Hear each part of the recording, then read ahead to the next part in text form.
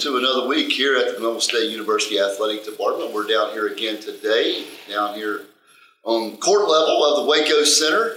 And our guest today in the Coach's Show is head football coach Mike Kellar. Coach, good to join us again this week. Thank you. Always for being here. Always good to come back after a win. Yeah, it beats the alternative, that's for sure. Yeah. So, we're happy to be here either way, but particularly happy after wins. Yeah, a little more joking in here than last week and all, looking ahead.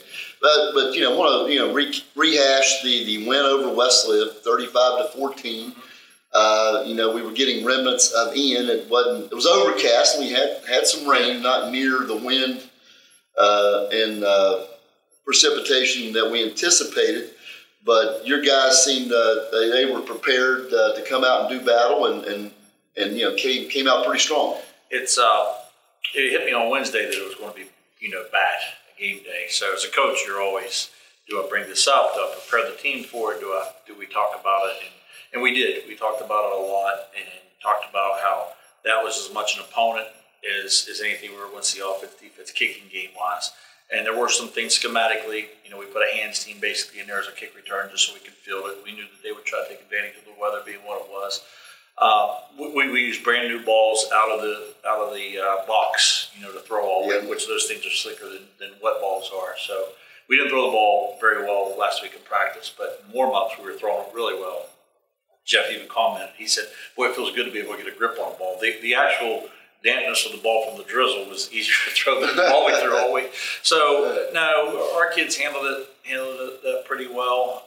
We told them about it, and my decision was time to talk about that just as much as we're talking about what defense or offense or kicking game scheme we might see. And I was proud of the way the team handled that little bit of adversity. We tried to flip it. You're saying is these are ideal conditions. And, we tried to flip it all week, saying we hope it rains. And then when it was halfway decent out, our kids really liked that. Yeah, it really ended up not being bad at all. And then Wesleyan was able to move the ball in the first half on us, and you were able to move it on them. It was a very entertaining half, with 14-14 at halftime, and you were able to get that touchdown to Bonner, I believe, was the one there in the second quarter. Yeah. That seemed eventually to open things up. It was the second half, and then when you hit the one with Bellamy, that one with Bonner seemed to get the sideline involved and into it. Well, it was I thought as a team, their strategy was excellent.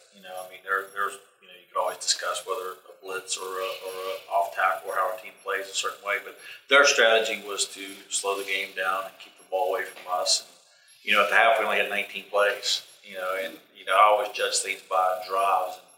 And, throughout my career, we've always been, pretty much good on offense. And if we get 14, 15 drives, we generally win. When it's under 10, we generally don't win. So my big concern was, man, they're getting to play their style and we're not.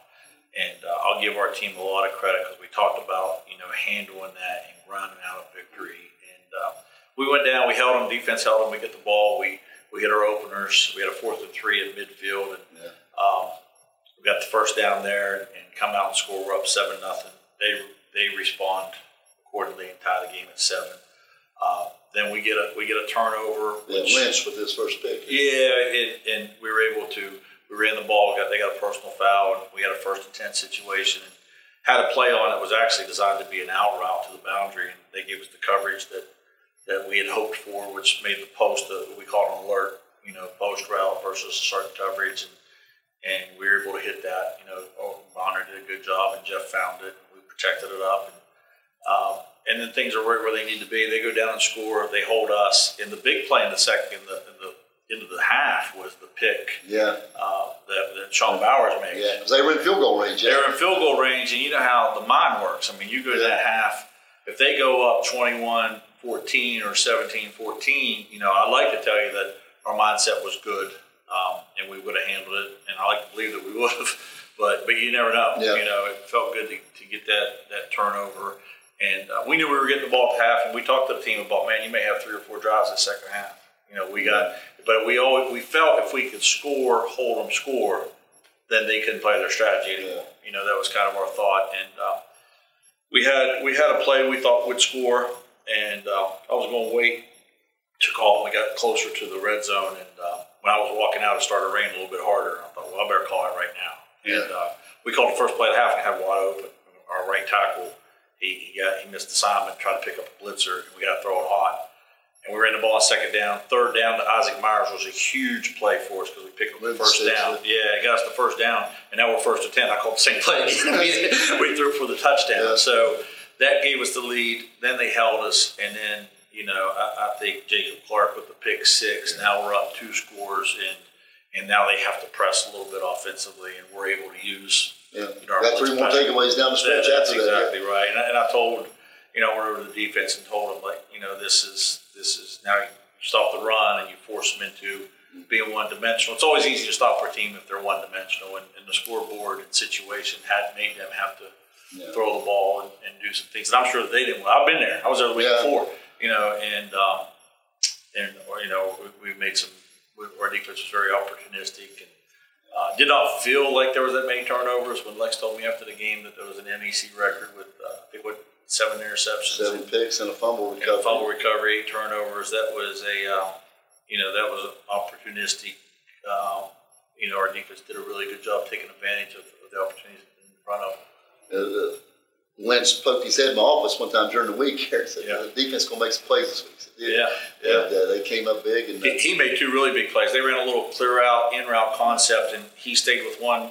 To be honest, if I was playing quarterback, I'd probably throw in that same interception because he came off the route and made a diving catch, and then they ran double slant. We do a drill for that, and sometimes he'll stay in there, and he's really hard to read on that. I think he got the kid. He held the one and jumped the other route. He made 2 really good picks on this place. And Clark's was so big, it was right there, took it in, and then of course the Jacksons had the big return, which I know led to Alfred, closing the deal. Yeah, totally. All 3 phases. I thought Will snapping the ball was good all day, and Avery handling the ball as a holder and as the as the punter. In those conditions, I thought our kids did a good job with that. And we really preached, and we hope that they hear you. Let's put ego aside. Let's not worry about what our punt average is or how many catches we're getting or how many tackles we're getting. Let's just play a good team game and do whatever it takes to win that particular week's game. Even in the meeting on Friday, I told Jeff, I said, we may, if it gets really bad out, we may put Brendan in there and run some zone read because he's a little bit better runner than you are. And it's going to be a quarterback controversy. It's we're going to do whatever we can, especially the team.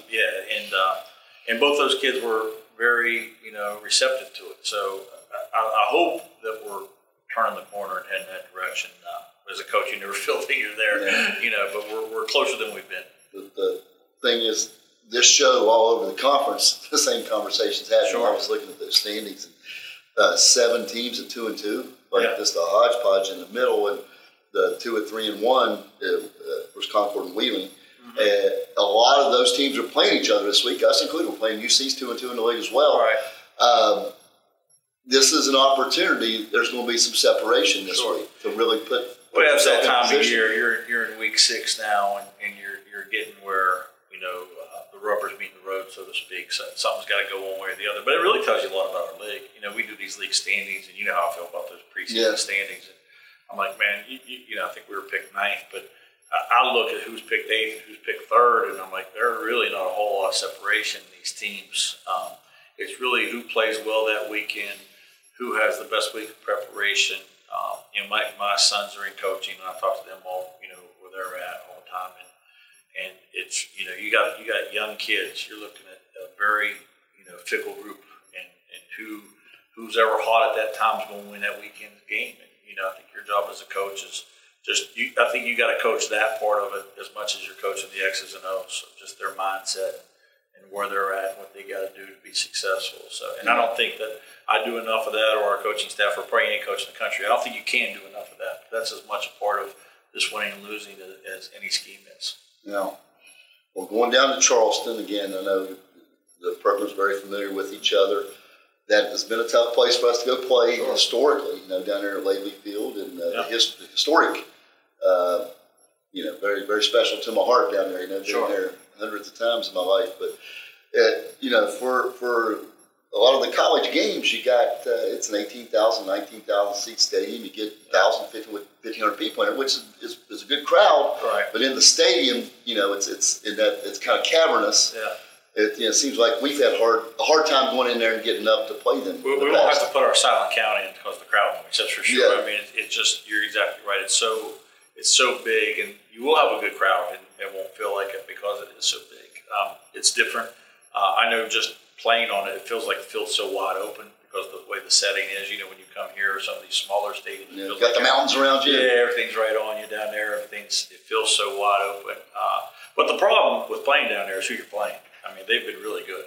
They were a big physical team. They beat us in the league. Yeah. Oh yeah, they beat us in the COVID year, and my staff laughed because I said, from the time I got back to the locker room until I got back to Live-On, did nothing but make recruiting calls. I said, we're just not physically at that time. We weren't good enough to play them. A couple years ago, and they're big and physical like they always are. I mean, they look the part, and they got a good football team. They played a tough schedule, and probably got some games in there they feel they could have won, just like we feel the same way.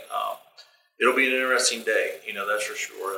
The biggest thing for us this week is just to get our minds right, heal up from every Monday. You're worried about healing up from Saturday's game because tomorrow we got to have a good practice this afternoon, and we got to have really 2 good hard work days on Tuesday, Wednesday, and get ourselves headed in that weekend just to have a chance. Yeah. You got to practice well just to put yourself in a situation to have a chance to win on Saturdays. Yeah, and they're coming off the tough loss up in Notre Dame, so they're going to be hungry. And yeah. I remember the game down there back in your 7-4 year. Mm-hmm. Both these guys went on to the next level. Yeah. Was Delonte Hood covering Michael Strong? Had him covered like a blanket. And he was still finding ways to. Yeah, he's tough. It's crazy. He's tough. I talked about him this morning. I actually recruited him at the last school I was at when I was at West Liberty, or not West Liberty, but Lenore Ryan when I was head coach. And we couldn't figure it exactly. We had some situations in the recruiting process. He ended up going to Charleston. And, I was very regretful that he didn't come play for us when I was at LR. When I had to coach against him, I was even more regretful. But he's getting paid to play football now. So that's how good a football player he was. And Delonte, as you said, he had his opportunities as well. So they don't lack for good players, that's for sure. Yeah. Well, really looking forward to it this weekend. And I tell you, congratulations on everything this week. Yeah. And next week we'll get back together again here and just really enjoyed the weekend. Congratulations on the win. Thanks for joining us, Coach.